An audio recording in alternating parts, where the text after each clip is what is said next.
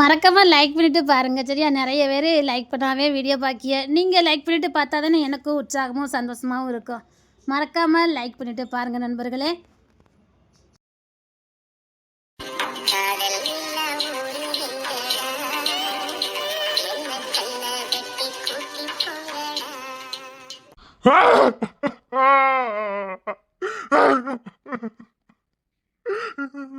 எதுக்கு அவன் மேல ஆசைப்பட்டேன்? இப்படி பாதிலே பாதி கொடுக்கறதுக்கா? போயிட்டான், என்ன போயிட்டான், ஒரே நானே காட்டி கொடுத்துட்டேன். நானே உசுருக்கு ஏமன் ஆயிட்டேன்.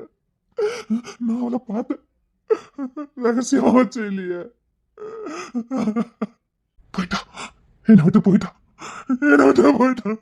என் உசுறு என்னை விட்டு போயிட்டு உசுரே வச்சிருந்தேன், ஆனா காட்டிக்கல.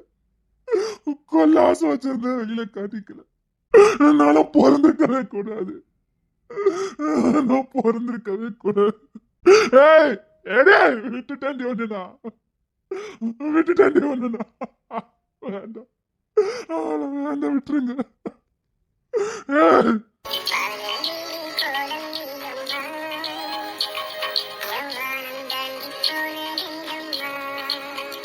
என் உசுர போயிட்டு, என் உசுர என்னை விட்டு போயிட்டு, நான் பாவி, நான் பாவி. என்னோட ஜென்மன் இருந்த இந்த பாவிய பாத்துறாத, இந்த பாவிய பாத்துறாத.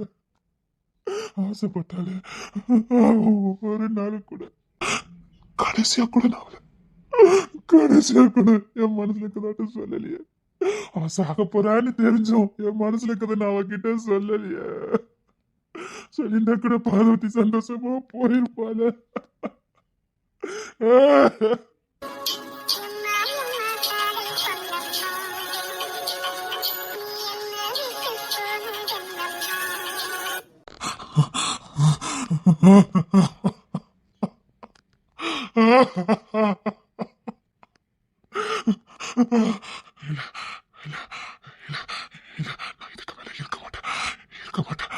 இல்லாத ஒரு நொடி நான் இருக்க மாட்டேன். நான் எதுக்கு இருக்கணும், நான் எதுக்கு இருக்கணும், நான் எதுக்கு இருக்கணும்? உன் கூட வந்துருதாண்டி, உன் கூட வந்துருதாண்டி, உன் கூட வந்துருது. இந்த பூமியில நம்ம ரெண்டு பேருக்கும் வாழறதுக்கு கொடுப்பனும் இல்லை, ஆனா செத்ததுக்கு அப்புறம் நம்ம யாரும் பிரிக்க முடியாது இல்ல. உன் கூட இருப்போம், உன் கூட இருப்போம். பயப்படாத, நானும் வந்துடுவேன், கூட வந்துடுவேன். அப்படிலாம் அவனை தனியா விட மாட்டேன், அப்படிலாம் தனியா விட மாட்டேன்.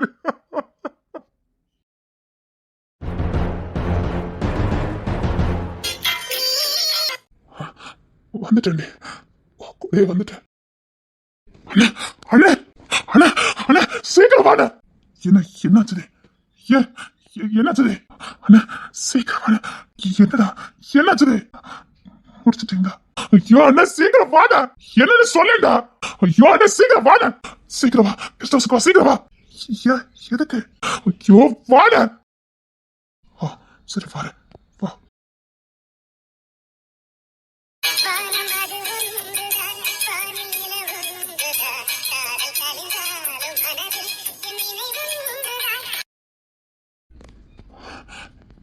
என்னாச்சுது? மாமா யாருதாரு?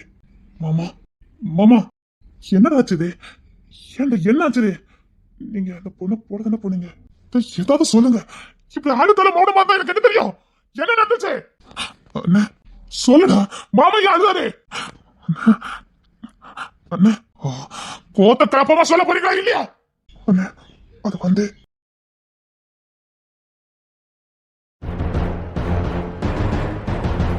நமக்கு நேரம் இல்ல, சட்டு போட்டு வேலையை முடிச்சு கிளம்பி போயிட்டே இருக்கணும். மொதல் பொருளே போய் சேர்ந்துடணும், இழுத்துட்டுலாம் கிடக்க கூடாது. முன்னாடிதான் போய்கிட்டு இருக்கோம், டக்குன்னு போட்டுருங்க. நீங்க போட்டுதான் நான் போட்டுட்டுமா? இல்ல மாமா, நாங்களே போட்டுருந்தோம். ஏய் டக்குன்னு போட்டு, திரும்பி தான் போய்கிட்டு இருக்கோம், அப்படியே போட்டா சரியா இருக்கும். சரி.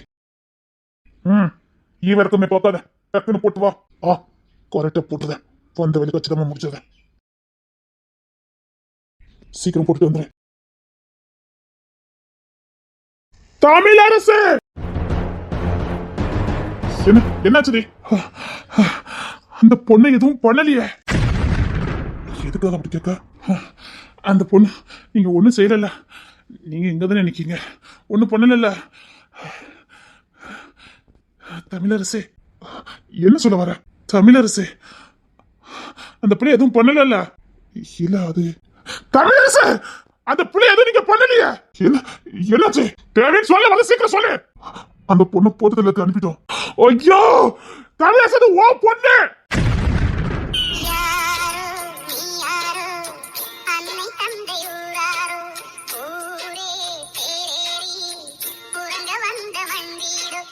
என்ன சொல்லிட்டு இருக்கா? என்ன சொல்லிட்டு இருக்கா?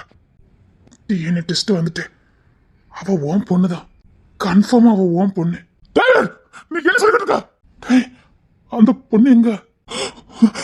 என்ன போட்டு அது உங்க வீட்டு வாரிசுடா, போங்கடா. ஏன் பொண்ணு, ஏன் பொண்ணு, ஏன் பொண்ணு, ஏன் பொண்ணு.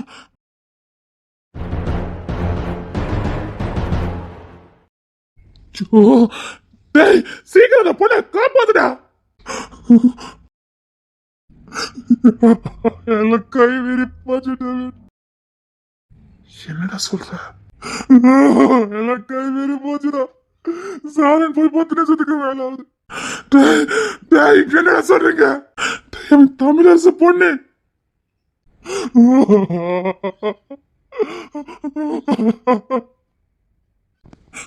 எதிரி நினைச்சு தேடணும், ஆனா வாரிசா இருக்கணும் தெரியாது. இப்ப என்னடா பண்ண? அவன் எங்கடா போனான்? அவன் போய் 10 நிமிஷம் ஆகுது, கதையை முடிச்சிருப்பான்.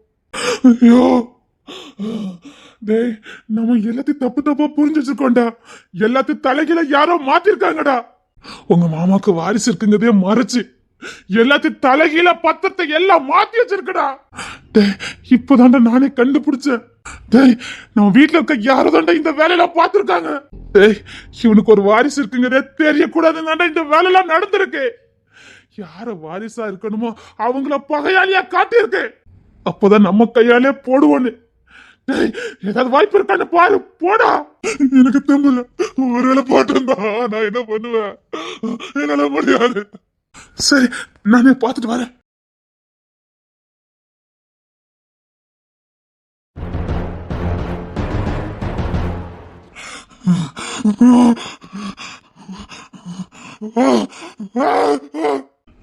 அப்படின்னா அப்படின்னா போட்டுட்டீங்களா?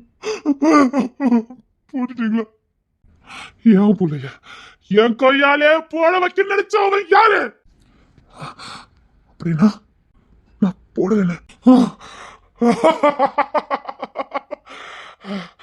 அப்படின்னா லியோனா, லியோனா உயிரோட தான் இருக்கா. ஆனா ஆனா ஆனா அவளை நான் கொல்ல போனத அவ பார்த்துட்டா. நம்ம அவளை கொல்ல பார்த்தது அவளுக்கு தெரிஞ்சு போச்சு. இப்ப எப்படின்னா போய் அவளை நம்ம வீட்டு வாரிசு நம்ம சொல்ல முடியும்? ஏன் புள்ளியவே எனக்கு எதிரின்னு ஒரு பிம்பத்தை உருவாக்கி வச்சா அவன் யாருடா? எல்லாம் பிளான போட்டு பண்ணிருக்கடா. ஏன் வாரிசு, ஏன் ரத்தத்தை, என் புள்ளிய எனக்கு எதிரியால காட்டிருக்காண்டா. இப்ப நிஜத்திலேயே என் புள்ளிய எனக்கு எதிரி ஆக்கிட்டா. நிஜத்திலேயே என் புள்ளிய எனக்கு எதிரி ஆக்கிட்டான்டா. இனி என் புள்ள முகத்துல போய் நான் தான் அப்பா எப்படா சொல்லுவேன்? என் புள்ள கொல்ல பார்த்தனாச்சு, நான் போய் என் புள்ளைய எப்படா சொல்லுவேன் நான் அப்பன்னு? ஆனா அந்த கடைசி நேரத்துல அவன் ஒரு வார்த்தை சொன்னான். கிங்ஸனுக்கு என் உசுறு தான் வேணும்னு கேட்டிருந்தா நான் அங்கேயே கொடுத்துருப்பேனே, எதுக்கு தெரியாம விட்ட வந்தீங்கன்னு கேட்டானே. இது பகைய வளர்க்கறதுக்காக எதிரி பண்ண பிளானா இருக்குது. இனி நீங்களே நினைச்சாலும் அந்த பொண்ணு உங்க பக்கம் திரும்ப மாட்டா. அவளுக்கு இன்னும் உண்மை தெரியாது, ஆனா நீங்க கொல்ல போனது மட்டும் தான் தெரியும். தன்னை ஏன் கொல்ல பாக்குறாங்க, எதுக்கு கொல்ல பாக்குறாங்கிறது எதுவுமே அவளுக்கு தெரியாது. அதை விட இப்ப தமிழரசு தான் தான் அப்பான்னு அவளுக்கு தெரிஞ்சதே. யார் எனக்கு தெரிஞ்சாகணும். என் புள்ளியை எனக்கு எதிராக்குறது யாரும் எனக்கு தெரிஞ்சாகணும். இங்க கண்டுபிடிக்க வேண்டியது நிறைய இருக்கு. எப்படி உங்க வீட்டு வாரிசு அந்த குடும்பத்துக்குள்ள போனா, அந்த குடும்பத்துல கொண்டு விட்டது யாரு? நம்ம குடும்பத்துல இருக்க தெரிஞ்சு யாராவது கொண்டு விட்டாங்களா, இல்லைன்னா யாராவது கடத்தி கொண்டு அங்க கொண்டு ஒப்படைச்சாங்களா? தமிழரசுக்கு ஒரு வாரிசு இருக்குங்கதே யாரு மறைச்சா? ஏமாமா, உங்களுக்கு வாரிசு இருக்கதே தெரியாதா? நான் வாழ்ந்த காலம் கொஞ்சம், அதுக்கப்புறம் நான் பார்க்கவே இல்லை அவளை. நான் மிலிட்டரியில இருந்தேன். நான் ஒரு சின்சியர் ஆபீசர். முக்கியமான ஆபரேஷன் எதுவா இருந்தாலும் சரி அதுக்கு என் தலைமை தான் இருக்கும். அப்படி எங்களுக்கு ஒரு கமாண்டர் இருந்தாரு. அவருக்கு என்ன ரொம்ப பிடிக்கும். எந்த ஆபரேஷனா இருந்தாலும் அவர் என்கிட்ட தான் சொல்லுவாரு, நான் சக்சஸா முடிச்சு கொடுப்பேன். அதனாலே அவருக்கு என் மேல அசைக்க முடியாத நம்பிக்கை. அதான் உங்க தாத்தா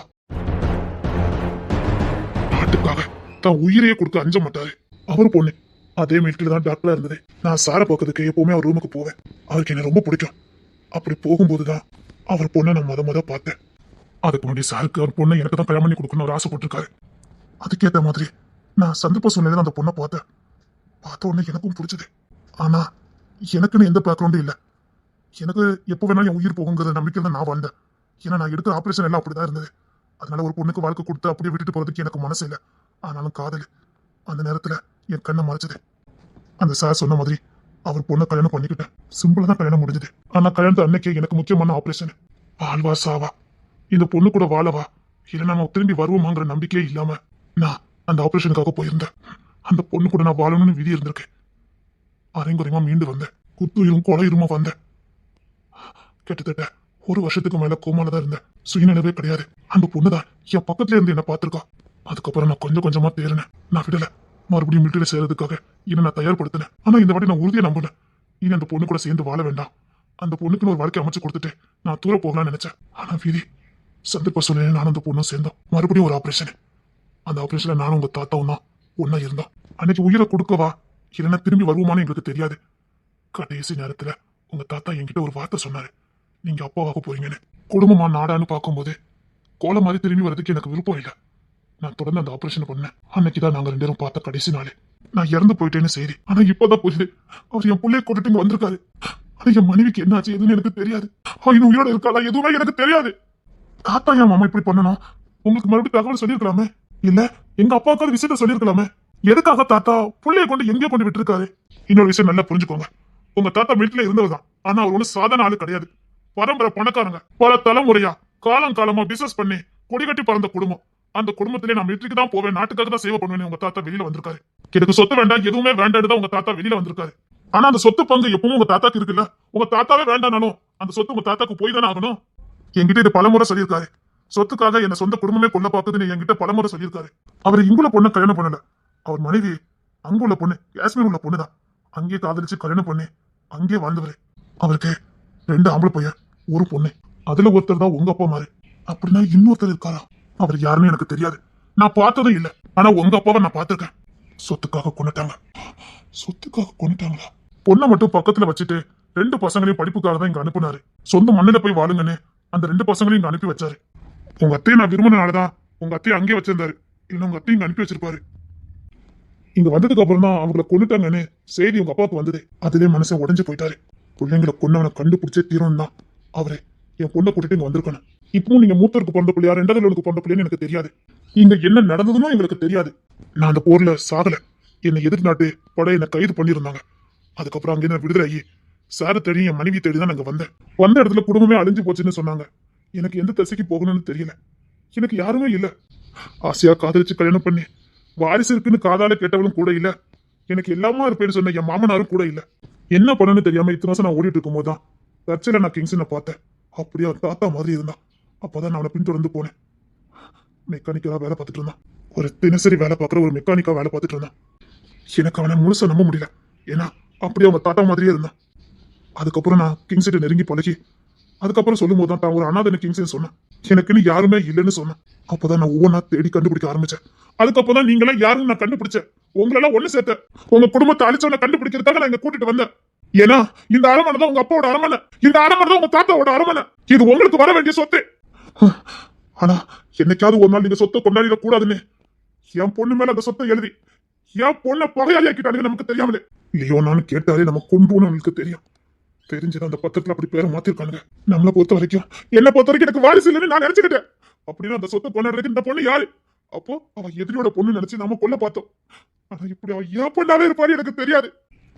என் வம்சத்தை அழிச்சு எங்களை அனாதியாக்கி இத்தனை சொத்தி அவங்க அபகரிச்சு கடைசியில் நம்ம வீட்டு வாரிசையே நம்மளுக்கு எதிரியாக்குனது அந்த வீட்டுல இருக்க யாராவது ஒருத்தன் தானே இருக்கணும். அதான் யாருன்னு நமக்கு தெரியலையே. இவ்வளவு நாளா நீங்க சொத்தை உரிமை கொண்டாடியும் அவங்க எதுவும் பண்ணாம இருக்காங்கன்னா அந்த சொத்து ஸ்ட்ராங்கா பத்திரம் என்னமோ இருக்குது. நம்ம கிட்ட காட்டினது ஒரு போலியான பத்திரமா கூட இருக்கலாம். உண்மையிலே அந்த அரமனை சார்ந்த சொத்து யார் பேர்ல இருக்கு? என் பொண்ணையும் என் கையால போட பார்த்துட்டானுங்களே. சரி மாமா, அது எப்படி உங்க பொண்ணு டிஎன்ஏ டெஸ்ட்ல கரெக்டா தெரிஞ்சது? நான் தான் கொடுக்க சொன்னேன். என்னன்னு சொல்ற? இல்ல, அந்த பொண்ணு கரெக்டா 11ஆம் கிளாஸ் படிக்கும் போது நான் தற்செயலா பார்த்தேன். நான் அப்போ ஒர்க் ஷாப்ல வேலை பார்த்துட்டு இருந்தேன். யாரும் இல்லாத அனாதையா, ஒரு சராசரி கூலி ஆளா ஒரு ஒர்க் ஷாப்ல ஒரு மெக்கானிக்கா நான் வேலை பார்த்துட்டு இருந்தேன்.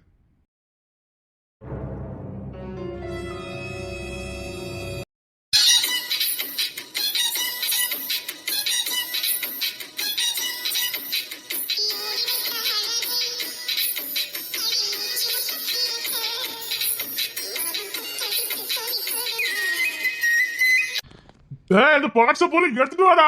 இந்த வண்டிக்கார இப்ப வருவான். நான் அதுக்குள்ள குடுக்கலன்னு வச்சுக்க, என்ன ஒண்டில ஆக்கிட்டு போயிடுவான். சரி, இந்த பார்ட்ஸ போல எடுத்துட்டு வாடா.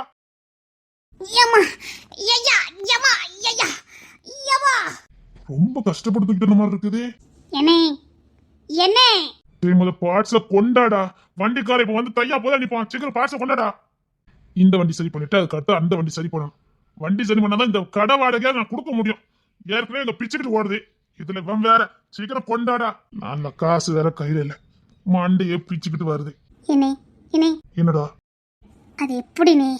உங்க உடம்பு மட்டும் சும்மா சம்முன்னு இருக்க எப்படினே? வேலை செய்யணும். நானும் தான் வேலை செய்தேன். டேய், அண்ணன் எக்ஸசைஸ் பண்ணேன்டா. இனி நானும் பண்ணி பார்க்கணும். எனக்கு உங்களை மாதிரி வீங்கி வீங்கி வர மாட்டேங்குனே. அதுக்கு முத வளரணும். வளர்ந்ததுக்கு அப்புறம் இந்த மாதிரி தடிச்சு தடிச்சு வரும். டேய், அந்த செல்லியான கம்லா, அவன் வண்டியில ஒரு வண்டி கிடக்கும். அதை என்ன போய் எடுத்துட்டு வரியா? அது தூக்கிட்டு வர முடியல, பஞ்சர் ஆகி போச்சான். நீ போய் ஊட்டிட்டு வா. அதை ஒட்டி கொடுத்தா 200 தருவான். போடா. சரிண்ணே.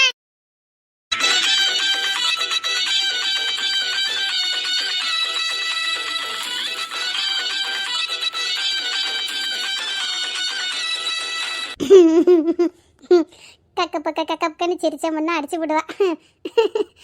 உலகத்துல வாங்கிட்டு இருக்க சைக்கிள் மாதிரி ஆக்டிவே கிடையாது. என்ன சைக்கிள் வீல் இருந்து போச்சு. ரொம்ப பல்ல கட்டாதே. சைக்கிள்னா வீல் பிய்யதா செய்யும். ஒரு வாட்டி பிய்யலாம், ஒய்யாம பிஞ்சா விளக்குன சைக்கிள் அப்படித்தான் பிய்யும். இங்க ஒரு கடை இல்லையே. இப்படியே 5 கிலோமீட்டர் தள்ளிட்டு போற. பழைய இரும்பு தாவரத்துக்கு பேச்சம்பலம். பழைய இரும்பு தாவரத்துக்கு பேச்சம்பலம். அட ஒக்கா டேய், வந்தேன்னு வச்சுக்க. நீ எந்த சில்லால இருந்தாலும் சரி, ஓ சக்கில உனக்கு பழைய இரும்பு தாவரமா? அத்தா உண்மை. இந்த சைக்கிளை போட்டா 4 பேச்சம்பலமாவது கிடைக்கும். இசை பேச்சம்பலம் திங்கன்னு போல இருக்கா உனக்கு? ஓ சைக்கிளை போட்டு பேச்சம்பலம் திங்கன்னு நான் சொல்லல. சும்மா அந்த பேச்சம்பலம் என்ன ருசியா இருக்கும் பார்த்திருக்கியா? உலகத்துல இனிப்பு அதே மாதிரி எதுவுமே கிடையாது பத்தியா? அந்த பேரிச்சம்பழத்தை அப்படியே எடுத்து உள்ள இருக்க கொட்டி அப்படியே ஒரு சூப்பிட்டு அப்படி பிடிச்சி தூர துப்பிட்டு அந்த பழத்தை இப்படி கடிச்சு தின்னமுன்னா எப்பா என்ன இனிப்பா இருக்கும் ஐயா. அப்படியே பீங்காடு பின்னாடி இருக்குது. போ பழைய இரும்பு தாவரத்துக்கு பேச்சம்பலம்.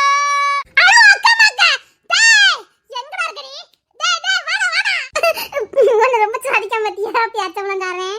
சுவாதிப்பான் ஆளை பாத்துக்கிட்டு இந்த ஊருக்குள்ள நான் பேச்சம்பளம் விக்கணும். என் பேரு சிக்காமல போயிருவான். நான் கஷ்டப்பட்டு சிறுக சேர்த்து இந்த சைக்கிள் 500 ரூபாய்க்கு வாங்கியிருக்கேன். 500 ரூபாயா? எத்தனை பேச்சம்பளம் வாங்கியிருக்கான் தெரியுமா? என்னது? இல்ல, எவ்வளவு பேச்சம்பளம் கிடைச்சிருக்கும் 500 ரூபாய்க்கு? இப்படி சைக்கிள் வாங்கி நாசம் பண்ணிட்டியே. நல்ல ஓடாத சைக்கிள் வாங்கியிருந்தா கூட பரவாயில்ல, ஓடாத சைக்கிள் வாங்கி விட்டுட்டியே. நீ எனக்கு ஒரு 5 ரூபா தரணும்ல? ஐயோ இசை, நமக்குள்ள என்ன இசை? நமக்குள்ள ஒண்ணு இல்ல. ஒழுங்கா புடிங்கிட்டு இந்த சைக்கிளை ரிப்பேர் பண்ணி கொடு. இசை, இங்க பார், இங்க எங்கேயாவது சைக்கிள் கடை இருக்கும். ஒழுங்கா ரிப்பேர் பண்ணி கொடுத்துரு. அந்த 5 ரூபாயை நான் கேன்சல் பண்ணிடுறேன். இசை, நான் வேணா 10 ரூபாயா கூட திருப்பி தந்துடுறேன். இந்த சைக்கிள் எல்லாம் எடுத்துக்கிட்டு நான் ஒர்க் ஷாப்புக்குலாம் போக மாட்டேன். அவளை கௌரவ கரைச்சலான்னு கேட்க. கௌரவ கரைச்சலாம் ஒரு மண்ணும் கிடையாது. இந்த சைக்கிள் நான் தூக்கிட்டு போனா ஒர்க் ஷாப்காரங்களா என்ன அடிக்க வராங்க. நாளை இரும்பு தூக்கிட்டு வந்துட்டு சைக்கிள் ரிப்பேர் பண்ணி தானே கேட்க. உனக்கு வெக்கமா இல்ல? படிச்ச புள்ள தானே அப்படின்னு நாக்கு புடுங்குற மாதிரி கேட்டாங்க இசை. என் சைக்கிள் உனக்கு இரும்பா? கஷ்டப்பட்டு ஸ்கூல்ல ஸ்காலர்ஷிப்லாம் வாங்கி கஷ்டப்பட்டு சிறுக சேர்த்து வச்சு இந்த சைக்கிளை வாங்கினேன்.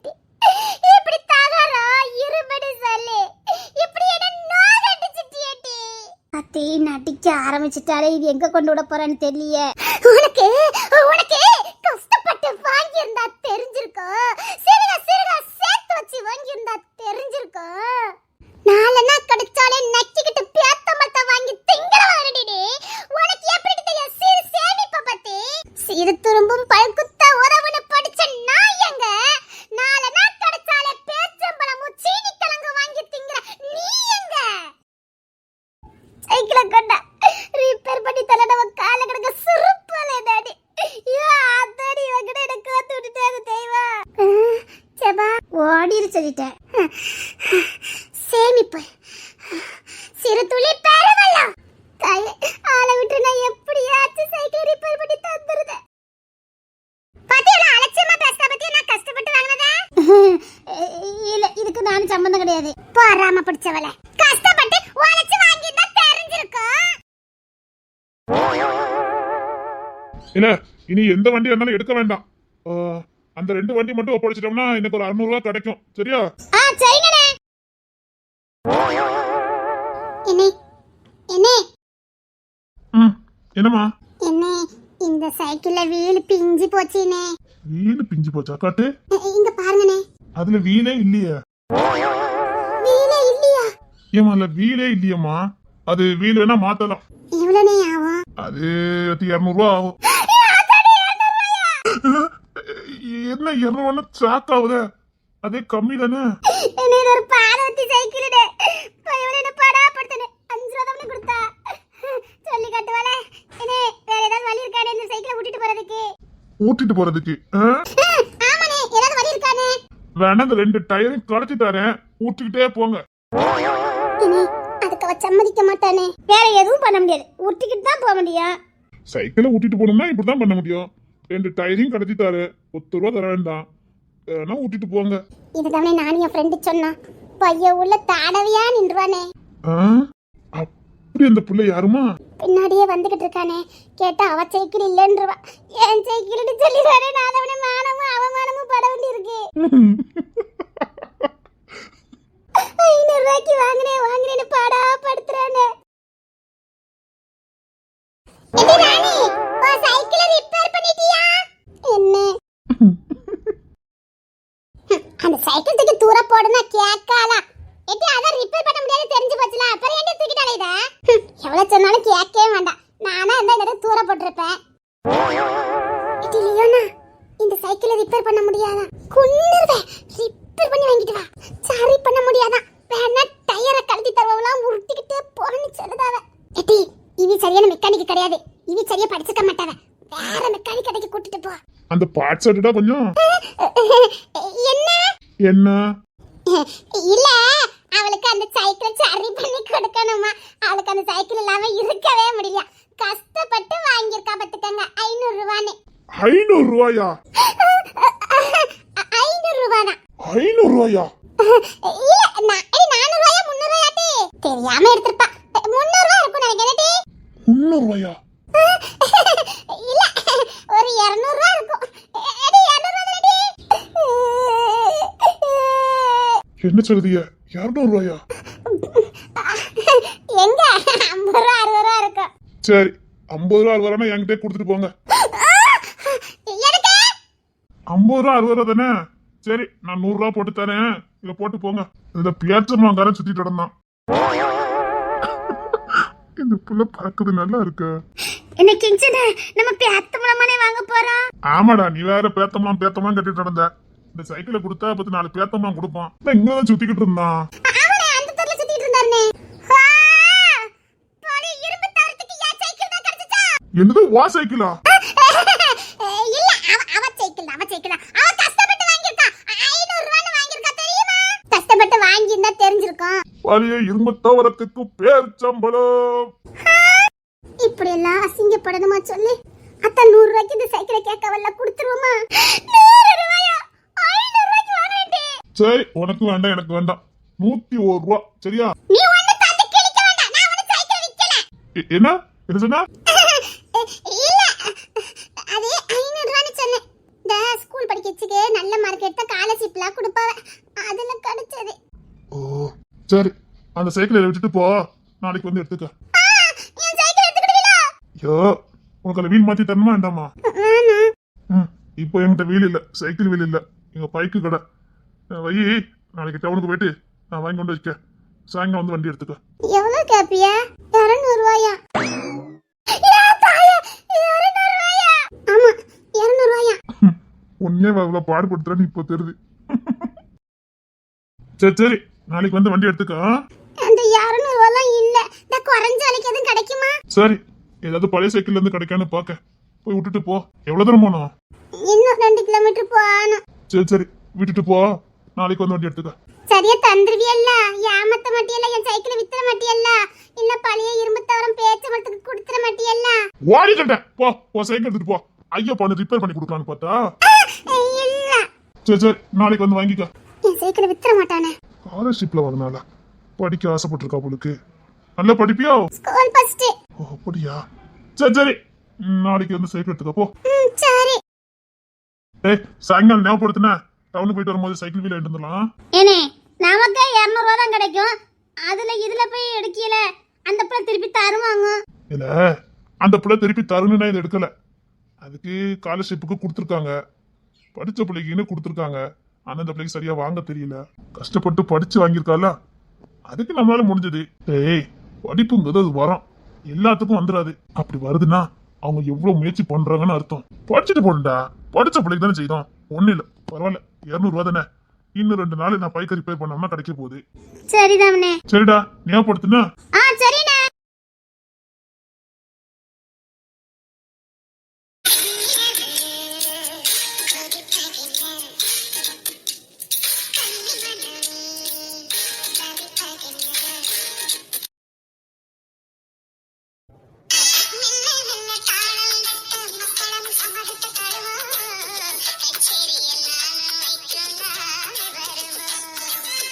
டேய் எனக்கு எந்த வண்டி வந்தாலும் எடுத்துரு.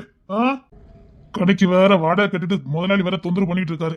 இந்த கடையை சொந்தமா எடுக்கலாம்னு பார்த்தா முடிய மாட்டேங்குது. டேய் இன்னைக்கு எத்தனை வண்டி வந்தாலும் பரவாயில்லடா, எடுத்து வாங்கி போடு. சரிங்கண்ணே.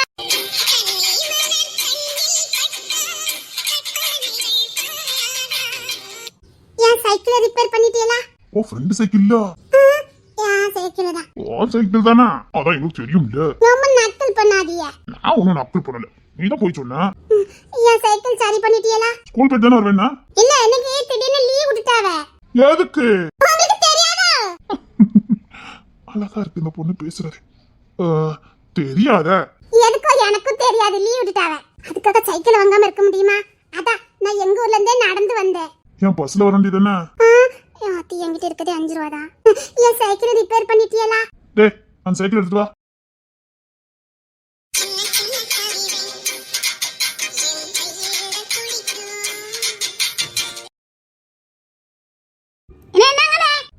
இந்தா உன் சைக்கிளை சூப்பரா ரிப்பேர் பண்ணாச்சு. தேங்க்ஸ். பரவாயில்ல. இந்த பொண்ணை பார்த்தையும் எனக்கு ஏதோ தோணுது. உன் பேர் என்ன பேரு? லியோனா. லியோனா? உன் பேரு என் பேரும் சேம் தெரியுமா? எப்படி? அது அப்படிதான். சரிண்ணா உன் சைக்கிள் எடுத்துட்டு போ. இல்ல அந்த யமகா வண்டி எடுத்துட்டு, அது காலையா கொஞ்சம் சரி பண்ணிட்டோம்னா வந்து வாங்கிட்டு போறது சரியா இருக்கும். அந்த யமகா வண்டி எடுத்துட்டு வா. இல்லடா இருக்கிறத வச்சு போட்டு விடுவோம், வந்தோம்னா கொடுத்து விட்டுறலாம். நீ அதை எடுத்துட்டு வா போ. டேய் அவன் யமகா காரணம் அர்ஜென்டா வேணும்னு கேட்டான், முதல்ல அந்த வண்டி எடுத்துட்டு வா. இல்ல அப்படியே அந்த டூல்ஸ் பாக்ஸ் எடுத்து வந்துரு. இனி சூட்டா கொஞ்சம் வேலை பார்த்தாதான் முடியும். இல்ல அந்த தண்ணி கறி எடுத்து வந்துரு. இன்னாங்க காசு. என்ன காசு? நீங்க வண்டியை சரி பண்ணீங்களா? இங்க பாருங்க, என்கிட்ட இப்போ 5 ரூபா தான் இருக்கு. ஆனா நான் தந்து முடிச்சிருவேன் சரியா? உங்க 200 ரூபாயை நான் தந்துருவேன். இன்னைக்கு 5 ரூபா தான் கிடைச்சிச்சு. எங்க அம்மாட்ட பசுக்கு போகணும்னு வாங்கினேன்னா எங்க அம்மா அவ்வளோதான் தந்துச்சா, வேற இல்ல. நான் கொஞ்சம் கொஞ்சமா தந்துருவேன் சரியா? இந்த 5 ரூபாயை வாங்கிக்கோங்களேன். வண்டி தரமாட்டேன்னு சொல்ல மாட்டியல்ல? இல்ல சொல்லுவேன். என்கிட்ட 200 ரூபாய் இல்லல்ல. அப்ப சொல்ல வேண்டியதுன்னா சைக்கிள் ரிப்பேர் பண்ணாதீங்கன்னு. நான் தந்துறேன்னு சொன்னேன்ல. போ எடுத்துட்டு போ. அப்ப 5 ரூபா நாளைக்கு வாங்கிக்கிறேன், நாளைக்கு கொடு. இன்னைக்கு வாங்கினா 5 ரூபாய்னு வாங்கினா நல்லா இருக்காது. நாளைக்குள்ள 5 ரூபாய் சேர்த்து 10 ரூபாயா கொண்டுட்டு வா. நாளைக்கு பணத்துல உடனே எங்க அம்மா தர மாட்டாவ. யா ஏ தாய், இன்னைக்கு தான் 5 ரூபா வாங்கியிருக்கேன். இனி வாங்கக்கு 10 நாள் ஆகும். சரி 10 நாள் கழிச்சு கொண்டு வா போ. எந்த ஸ்கூல்ல படிக்க? இந்தா இங்க பக்கத்துல இருக்கதா செட் சோசப்பு. ஓ கான்வென்ட். ஆமா. பரவாயில்ல, பெரிய இடம் தான் போலுக்கு. சரி பண்ணி எடுத்துட்டு போ. ஆனா கரெக்டா கொண்டு வந்துடணும்.